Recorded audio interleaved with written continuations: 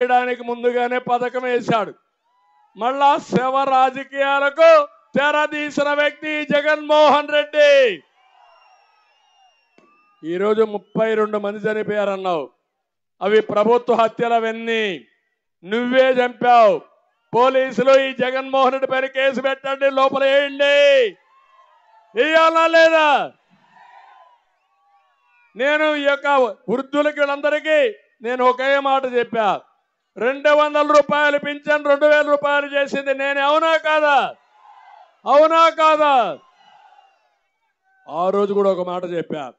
మీ ఇంటికి ఒక పెద్ద కొడుకుగా ఉంటా, మీ పిల్లలు చూసుకోకపోయినా నేను 2000 రూపాయలు ఇచ్చి మీ పిల్లలు చూసుకునే విధంగా చేస్తానని చెప్పి చేసిన వ్యక్తిని నేను. అవునా కాదా అని మిమ్మల్ని అడుగుతున్నా.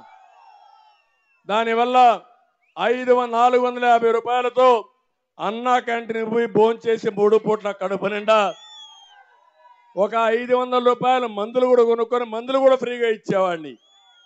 మిగిలిన 1000 రూపాయలు ఉంటే మనవాళ్ళు ఉంటే ఒక చాక్లెట్ కొనిస్తే ఆప్యాయంగా అవ్వ లేకుంటే నాన్నమ్మ లేకుంటే తాతయ్య ఆయన గారాభంగా చూసుకునేవారు. అవునా కాదా అని అడుగుతున్నా. అవి తెచ్చింది ఎవరు?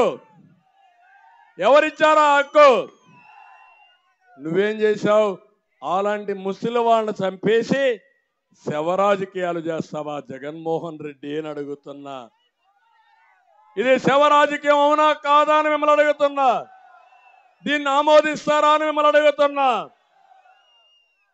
అందుకే నేను ఒకటే చెప్తున్నా, ఇలాంటి నీచమైన రాజకీయాలు చేయొద్దు. రాష్ట్రాన్ని వల్లకాడు చేయొద్దు, శ్మశానం చేయొద్దు. ఇది మంచిది కాదు. ఇప్పటికైనా చెప్తున్నా, మీ డిఎన్ఏలో వైసీపీ డిఎన్ఏలో శవ రాజకీయాలు ఉన్నాయి. తెలుగుదేశం డిఎన్ఏలో సేవా రాజకీయాలు ఉన్నాయి.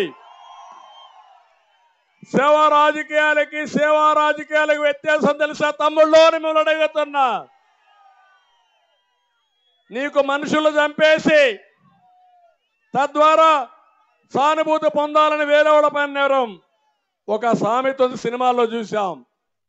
వీళ్ళే చంపేస్తారు, వీళ్ళే డెడ్ బాడీకి దండేస్తారు, వీళ్ళే వేరే వాళ్ళ పైన ఆరోపణలు చేస్తారు.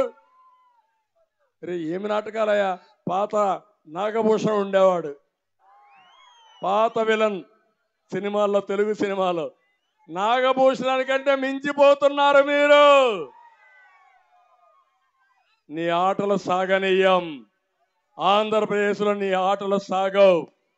నన్ను ఆరోపించే మునుపు ఏదైనా కేసులు పెడితే 32 మంది చనిపోయారంటే ముద్దాయి నెంబర్ 1 ముఖ్యమంత్రి, తర్వాత అధికారులు. అవునా కాదా?